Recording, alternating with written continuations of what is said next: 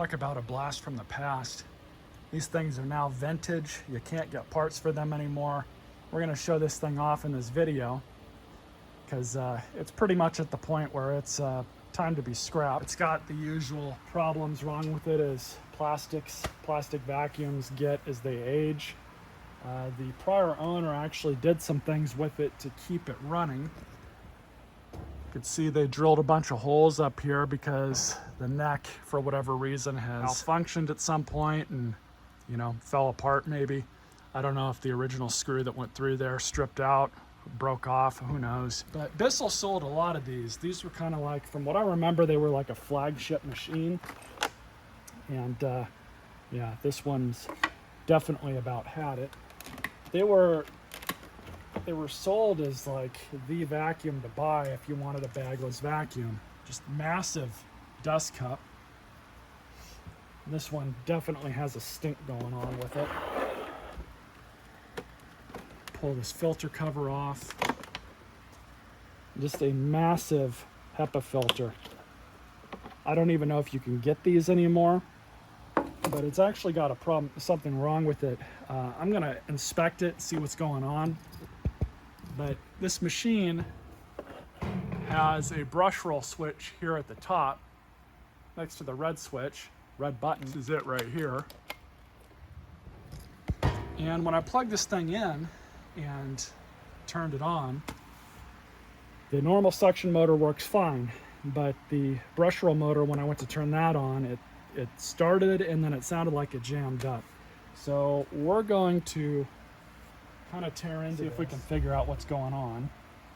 So if it's something simple, that's one thing, but I don't think there's too many service videos on these on YouTube.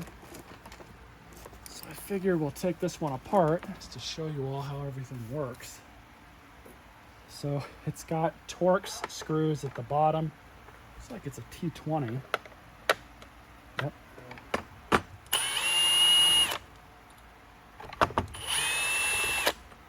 We'll pull this apart as best we can.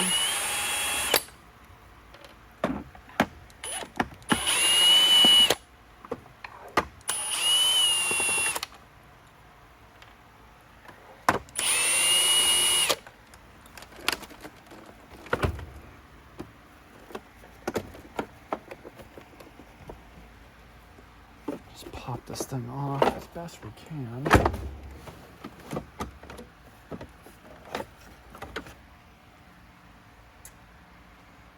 So we had the brush roll jam, as I kind of talked about, and you know, it's, who knows why.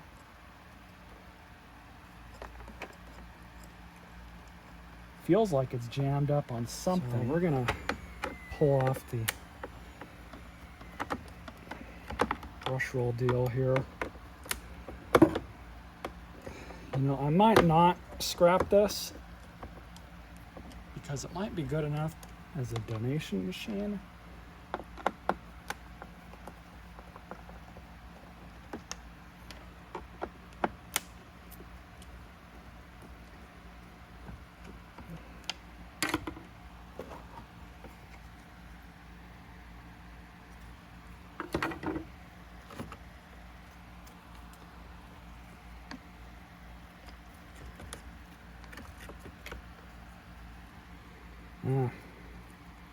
Take that back, it's the brush roll that's messed up.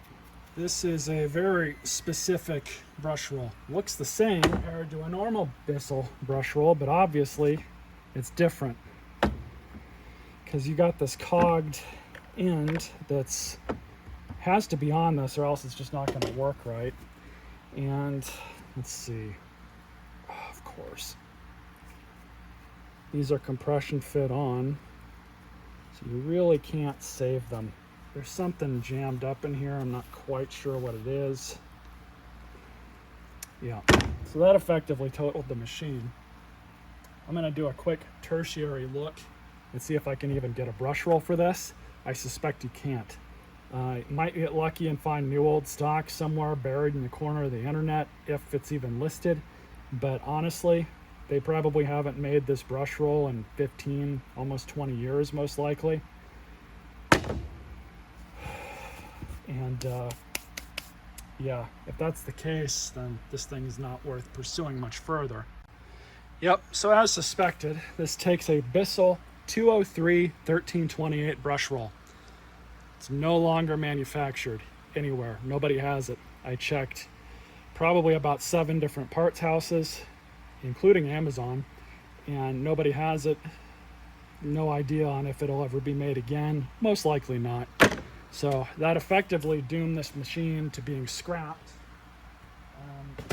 Now I just have to determine if the parts for this machine are worth saving for, you know, putting up on eBay. Stuff like this may be worth something to somebody, but this is kind of where it comes along with the territory.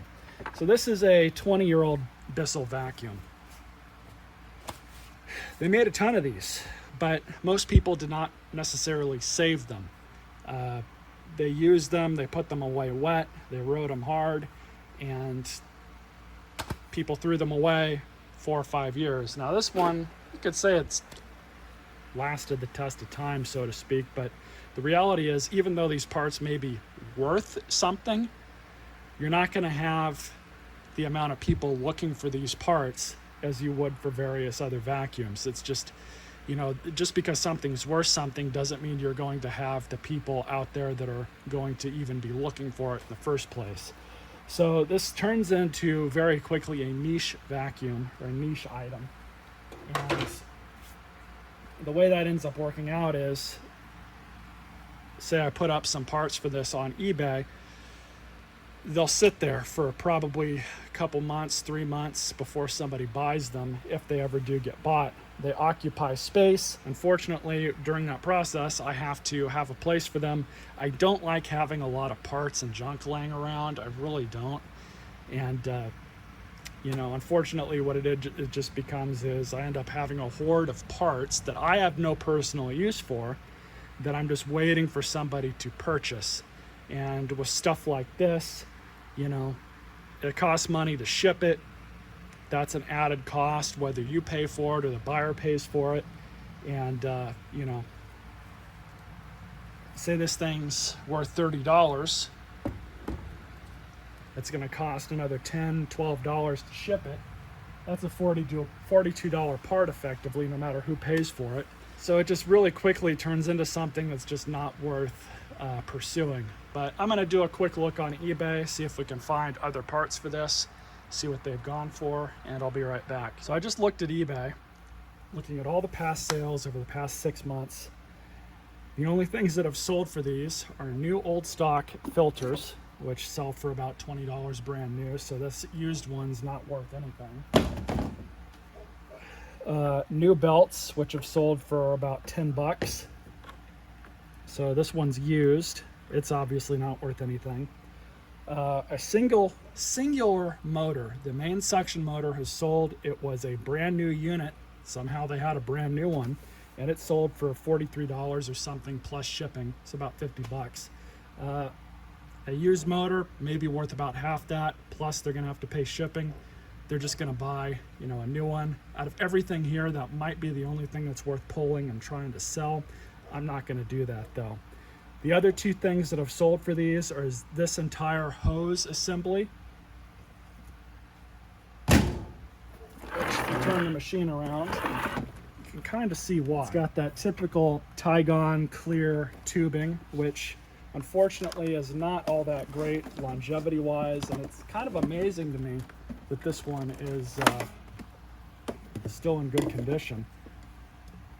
But these were just very interesting vacuums, because you can see some other vacuums at the time, and even some newer Hoovers, they had manual switches on the side that would redirect the airflow between the power nozzle and the hose. But this one, it's all built in, so it's all automatic. Very interesting design that Bissell did back then. This hose may be worth something, so I saw a few other ones that had sold for about $30. We'll pull that off. The rest of this cord is still in decent condition. It's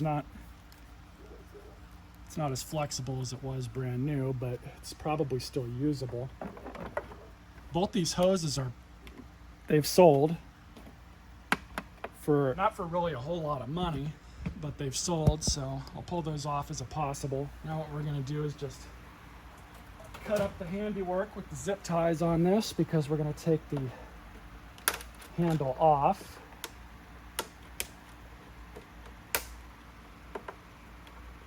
I got to give this prior owner some credit for keeping this machine working as long as they did, because they definitely made sure that they got their money's worth out of it. And I can never fault people for doing stuff like that. So we got one more zip tie here.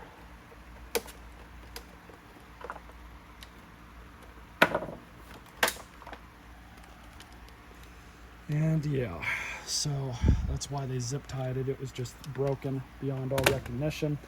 Another interesting design though.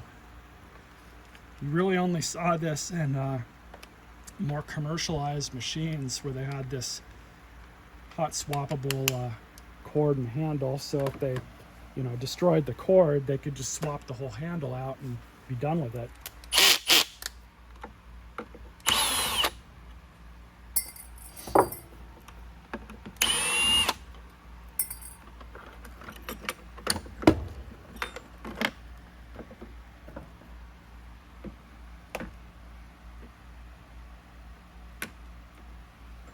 That'll go into the scrap pile. Now we just need to take the rest of the power nozzle off. The unfortunate thing is I can't use the parts off of this machine for other Bissell vacuums that I'm going to try and fix up, because for these, everything was just so proprietary with them.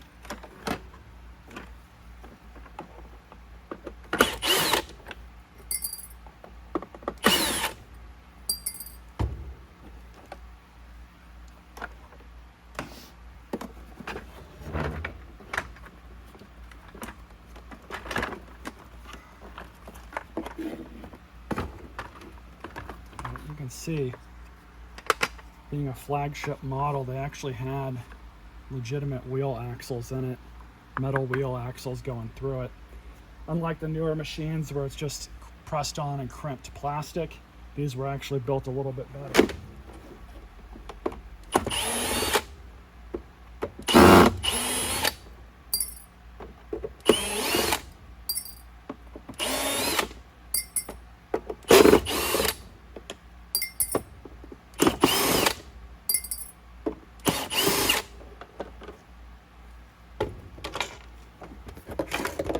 You can see just how quirky this design was. As mentioned before, your deal comes down through here, presses on that, and just opens up the airway. It's not a complete seal, obviously, but they're still going to get some suction that gets leaked through. But very, very interesting design on such a, cheap consumer grade vacuum. But I'm starting to see kind of like parts all over this where just the plastic is just worn out. And I noticed some of that on the power nozzle.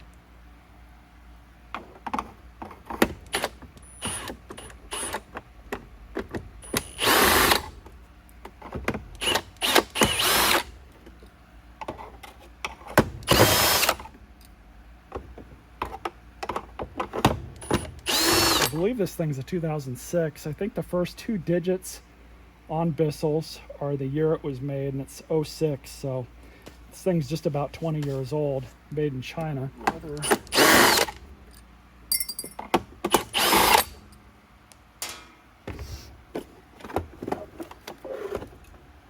Yeah, just in order to get to the motor on this, I'm going to have to completely disassemble everything here just to split this apart. Normally with other vacuums, especially other Bissells, this whole clamshell would just come off on its own, but it's all molded into the whole front fascia of the machine.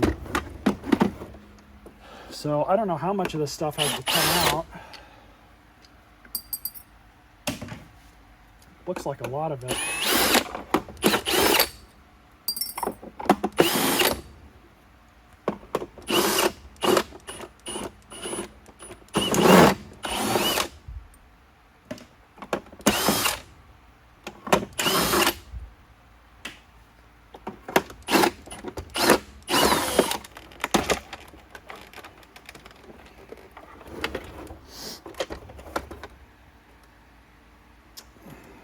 that's all of it.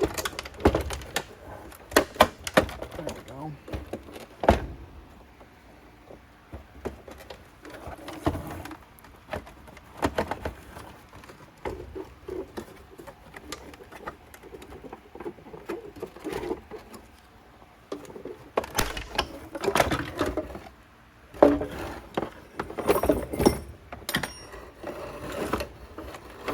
That is one big motor.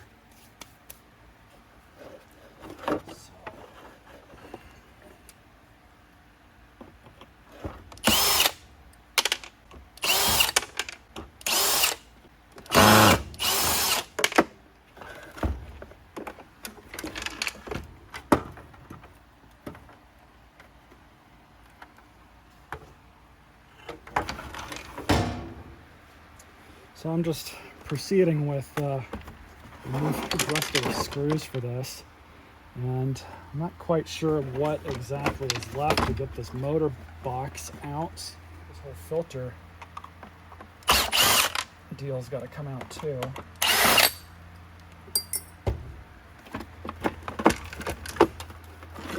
There we go.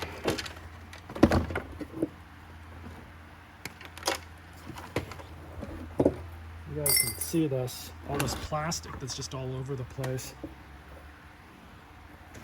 That's what happens with old plastic. It just degrades so much so that you can't really do anything about it.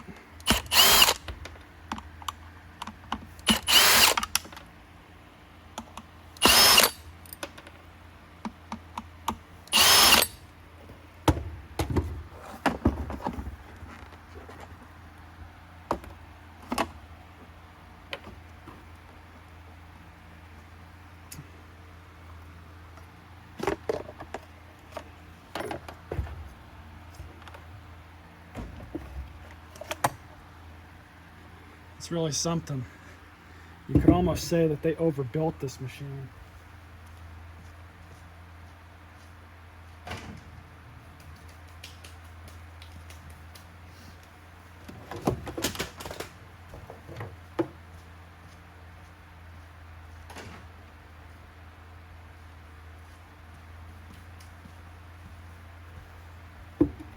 So that'll be going to the scrap pile too.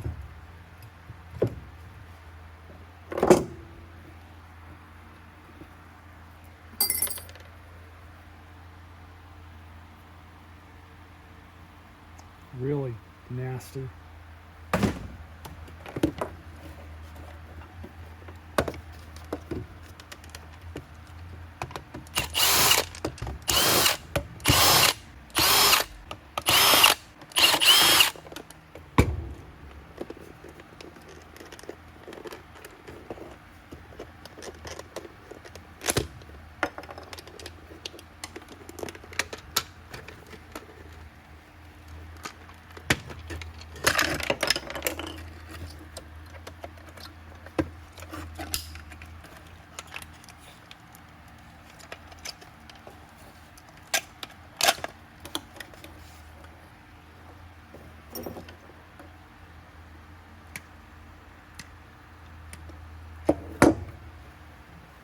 Well, so that's that. It's pretty much the end of the line for this thing.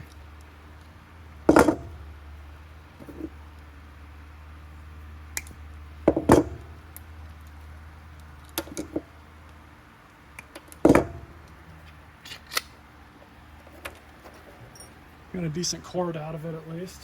Hope you guys enjoyed this video and the associated commentary. But unfortunately, you can't really save them all.